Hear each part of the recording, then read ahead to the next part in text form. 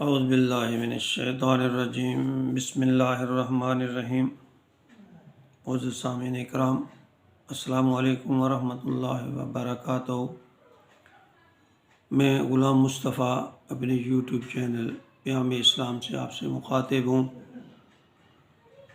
آج کی میری ویڈیو کا موضوع ایک ایسی اخلاقی اور سماجی دینی برائی ہے جو عام ہے، جسے ہم دکھاوا یا ریاکاری کہتے ہیں۔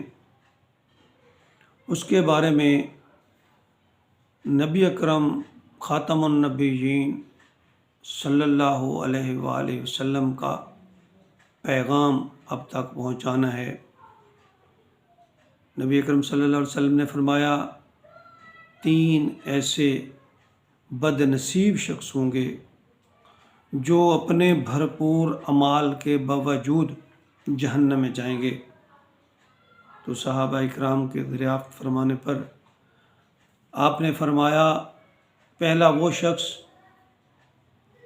وہ عالم دین جو علم کی تبلیغ کرتا ہے، دین کی تبلیغ کرتا ہے، بہت بڑا عالم ہے، دین کی واضح و نصیحت کرتا ہے۔ وہ قیامت کے دن اللہ کے ہاں پیش ہوگا۔ اللہ تعالیٰ اسے دریافت فرمائیں گے، بتا جو علم تیرے پاس تھا اس کا آپ نے کیا کیا؟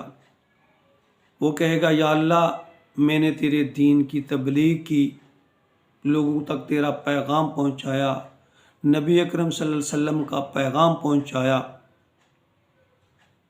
میں نے اپنی زندگی وقف کر دی۔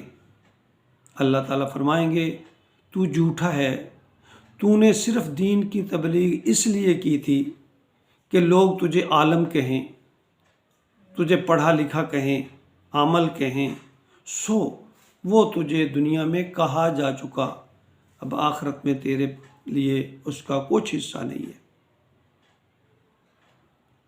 ایک شہید پیش ہوگا، اللہ تعالیٰ دریافت فرمائیں گے، بتا تو نے میرے لیے، میرے دین کے لیے، میرے نبی کے لیے کیا کیا؟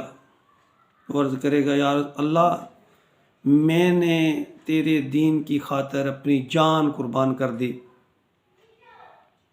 اللہ تعالیٰ فرمائیں گے، تو نے صرف اور صرف جان اس لیے قربان کی کہ لوگ تجھے بہادر کہیں، لوگ تیری بہادری کے ڈنکے بجیں، تیرے دل میں یہ خواہش تھی کہ لوگ تجھے بہت بڑا بہادر کہیں، سو وہ دنیا میں کہا جا چکا، اب آخرت میں تیرے لیے کچھ حصہ نہیں ہے۔ اور اسی طرح ایک وہ شخص جس نے دنیا میں رہتے ہوئے اپنا بہت مال و اسباب غریبوں، مسکینوں، مساجد اور رفاہی کاموں کے لیے خرچ کیا ہوگا، اللہ تعالیٰ اس سے فرمائیں گے، تو نے میرے لیے، میرے دین کے لیے کیا کیا؟ تو جب عرض کرے گا، کہے گا، یا اللہ، میرے پاس بڑی دولت تھی، اور پھر میں نے وہ اپنی بہت ساری دولت تیرے ندار بندوں میں، مسکینوں میں، ضرورت مندوں میں بانٹ دی، تیرے گھر بنانے پہ لگا دیا، تیری رضا کے لیے میں نے رفاع عامہ کے کام کیے۔ اللہ تعالیٰ کہیں گے، تو جھوٹ بولتا ہے، تو نے دنیا میں جو دولت خرچ کی اس لیے کی کہ لوگ تجھے سخی کہیں، سو دنیا میں تجھے سخی کہا جا چکا، اب آخرت میں تیرا کچھ حصہ نہیں ہے۔ نبی اکرم صلی اللہ علیہ وسلم نے فرمایا، ان اعمال کے باوجود اللہ تعالیٰ حکم دیں گے کہ ان کو اوندے منہ گھسیٹ کر جہنم میں ڈال دیا جائے۔ سوچئے کہ ہم اس دنیا میں رہتے ہوئے جو بھی کام کر رہے ہیں، کیا ہمارے اندر ریاکاری کا مادہ پیدا تو نہیں ہو رہا؟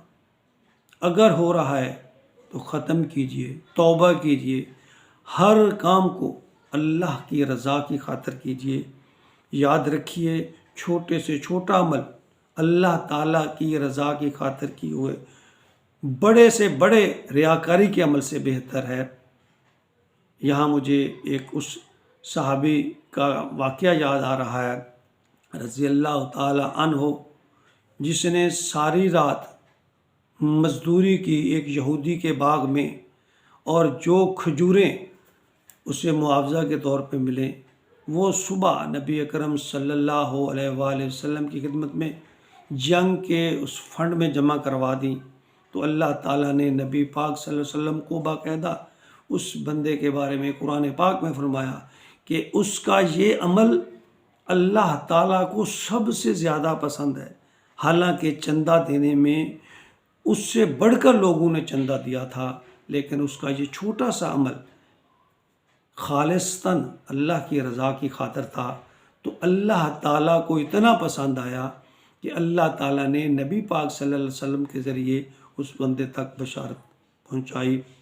پیارے مسلمان بھائیوں، آئیے ہر کام کو اللہ اور اللہ کے رسول کی رضا کی خاطر کیجیے، ریاکاری کا مادہ ختم کیجیے، ریاکاری سے بچیں، دکھاوا ریاکاری اس سے بچیں، اور ہر کام کو اللہ کی رضا کی خاطر کرنے کی کوشش کیجیے۔